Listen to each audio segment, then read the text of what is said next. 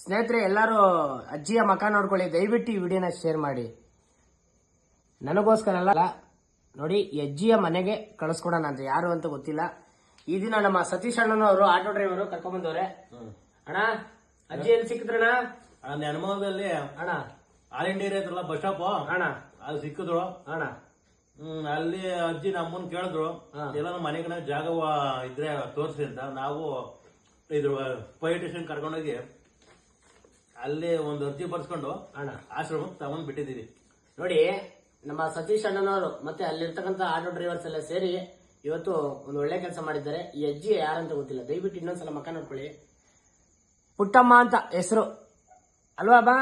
ಗಂಡಿನ ಹೆಸರು? ಗಂಡಿನ ಹೆಸರು ಗಂಗಯ್ಯ. ಗಂಗಯ್ಯ. ಯಾವ ಊರು? ನನ್ನ ಶಿವಗಂಗಿ ತವ ಅವೇರಳ್ಳಿ. ಶಿವಗಂಗೆ ಹತ್ರ ಐವರಳ್ಳಿ.